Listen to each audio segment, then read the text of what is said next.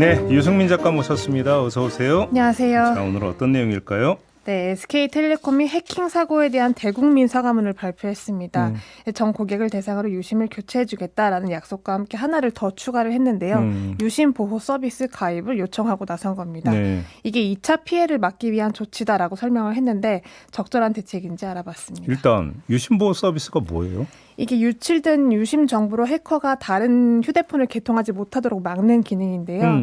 동시에 또 SK텔레콤에서 자체적으로 이상 거래 탐지 시스템이라는 걸 가동을 하고 있다고 합니다. 네. 이게 가령 서울 쪽 기지국에서 방금 전까지 통화를 하던 사람이 5분 뒤에 부산 쪽 기지국에서 신호가 잡힌다라고 한다면 물리적으로 불가능한 거기 때문에 이제 차단을 하는 그런 기능인데요. 그러니까 내 휴대폰으로 등록된 기계 외에 다른 기계 유심이 들어오면 즉각 차단에 나서는 그런 기능입니다. 네. 이 두 가지가 이루어진다면 2차 피해는 막을 수 있다라고 일단은 보고 있는 그러면 상황입니다. SK텔레콤에서 이렇게 차단을 하려면 유심보호 서비스에 가입을 해야 되는 거예요? 네, 그렇습니다.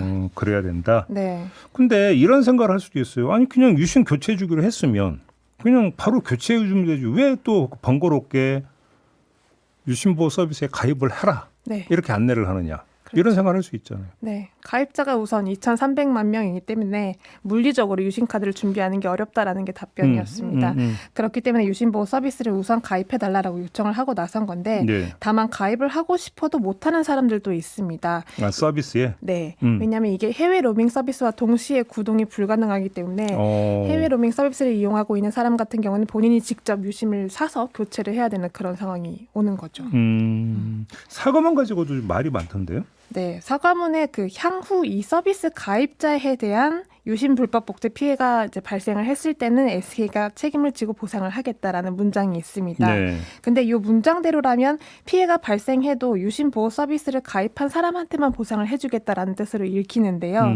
이 때문에 반발이 조금 있었습니다. 네. 다만 여기에 대해서 SK텔레콤 측 관계자가 가장 시급한 게 보상보다는 피해다 보니 피해 방지를 하기 위해서 한 명이라도 빨리 가입을 시키는 게 중요하다고 판단을 해서 적었던 거다라고 해명을 했고요. 네. 가입 여부와는 상관이 없이 해킹으로 인한 문제가 발생을 하면 당연히 보상은 이루어질 것이다라고 설명을 했습니다.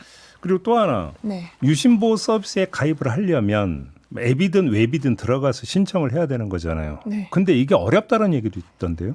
네, 굉장히 휴대폰을 하루 종일 들여다봐야 하는 그런 상황인 건데요.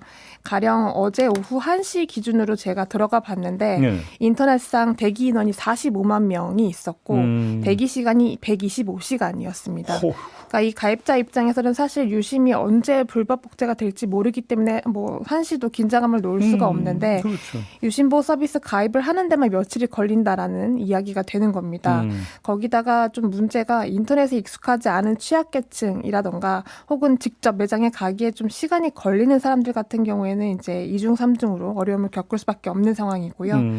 관계자한테 물어봤더니 디지털 취약계층에 대해서는 뭐 고객센터 차원으로 이제 안내가 나갈 수 있다라고 검토 중이다라고 얘기를 하는데 네. 이 사과문 발표는 있었지만 이용자들한테 뭐 문자나 전화로 이런 사실을 알려오지도 않은 상황이었기 때문에 아직까지는 잘 모르겠습니다. 저도 SKT 가입자인데 예. 그래서 방송 들어오기 전에 혹시 되나해서 한번 해봤어요. 네, 새벽엔 좀 되더라고요. 네, 새벽엔 좀 됩니다. 근데 또 이제 낮이 되면 또 어떻게 될지 좀 모르는 거고. 네. 그러니까 오늘 상황도 좀 봐야 되는 거죠. 네, 알겠습니다. 아무튼 자 가입자 입장에서는 노심초사 불안한 거잖아요. 네. 자 가입자 입장에서 유심이 복제된 걸 알 수 있는 방법이 있나요?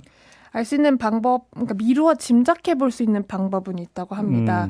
두 가지가 있었는데요. 그러니까 내 휴대폰으로 전화나 문자 수신이 전혀 안 된다, 한동안 안 된다라고 한다면 한 번쯤 의심을 해볼 만하고 또 하나가 재부팅을 해달라는 메시지가 온다는 건데 휴대폰을 껐다 켜주세요라는 메시지가 온다면 이건 조금 확실한 확률이 높다라고 하는데 그래요? 네, 그 이유를 직접 들어보시겠습니다. 김승주 고려대 정보보호대학원 교수 이야기입니다. 그러면 예를 들어 내가 지금 통화를 하고 있잖아요. 그럼 제게 지금 통신사랑 계속 연결돼 있는 거예요. 네네. 그런데 해커가 유심을 복제해서 그걸 공기계에 꽂아서 복제폰을 만들어도 제가 휴대폰을 끄지 않으면 해커의 폰은 통신사랑 연결되지 않아요. 그래서 해커는 내 휴대폰이 꺼질 때까지 기다리던가 아니면 스팸 문자 같은 걸 보내서 그걸 재부팅하도록 유도를 해요. 그래서 재부팅 메시지가 왔는지를 살펴보라고 얘기하는 거예요. 아, 그러니까 정리를 하면 유심을 탈출을 해서 복제폰을 만들더라도 재부팅을 하지 않으면 복제폰을 쓸 수가 없다. 네. 그러니까 재부팅을 하지 않으면 된다. 네. 그러니까 꺼질 때까지 기다리고 있거나 먼저 문자를 보내온다라는 거니까 예. 문자가 왔을 때는 이거는 확실하게 의심을 해볼 필요가 있다라는 겁니다. 이게 이제 그 사람들이 걱정하는 것은 혹시 이제 그 이게 복제폰이 만들어지면서 뭐 은행 뭐 예금을 빼간다든지 뭐 이런 것들을 걱정하는 거잖아요. 이 우려는 어떻게 봐야 되는 겁니까? 이건 전문가 말에 따르면 그리고 SK 관계자 측 설명에 따르면 사실상 해커가 유심을 복제를 했다고 해도 아이디나 비밀번호 그리고 공인인증서 같은 개인 정보를 다른 곳에서 해커가 확보를 하지 않는 이상은 굉장히 가능성 자체는 낮다고 보고 있습니다. 그래서 우선 계좌 탈취는 불가능하다라는 게 SK텔레콤과 전문가들의 주장이긴 했습니다. 예. 다만 어제 같은 경우에도 그 SK폰이 먹통이 되고 알뜰폰이 개통이 되면서 5천만 원이 빠져나가는 그런 신고가 경찰에 접수된 사례가 있었는데요. 공개가 됐죠 어제. 네, 불안감이 다시 또 커지기도 했는데 물론 당국이 여기에 대해서는 SK텔레콤 서버 해킹과는 좀 관련이 없어 보인다라고 이제 얘기를 하긴 했지만 네. 다만 아직까지 수사가 진행 중인 거고 조금 더 면밀한 점검과 조사가 필요한 상황입니다. 그러니까요. 네. 지금 많은 분들이 지금 댓글로 걱정을 보내주고 계시는데 놀다 간다님 검토 중. 나 돈 다 털려도 검토 중. 이제 여기 이제 답답함이 묻어있는 이런 댓글인 거고.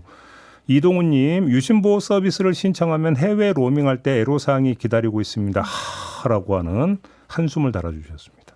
울트라 왕당근님 어제 유심 직접 받는 건 포기하고 예약을 했습니다. 이게 유심 교체 예약을 신청한 것 같네요. 네. 그죠?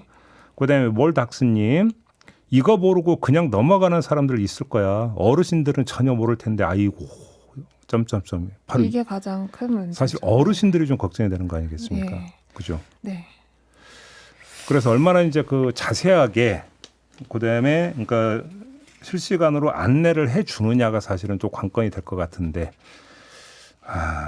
이 과정에서 좀 피해가 발생할까 이게 좀 우려가 되는 거고요. SKT 쪽에서 좀 더 세밀하게 면밀하게 좀 대책을 좀 세워야 되지 않을까. 네. 이런 생각이 좀 듭니다. 피해 가능성이 낮다고 보더라도 실시간으로 안내는 계속 해주어야 그렇죠. 이용자들 입장에서는 안심을 할 수 있는 거죠. 계속 그래야 되는 거죠. 네. 알겠습니다. 자, 오늘 이야기는 좀 이렇게 마무리할게요. 유승민 작가였습니다. 수고하셨어요. 고맙습니다.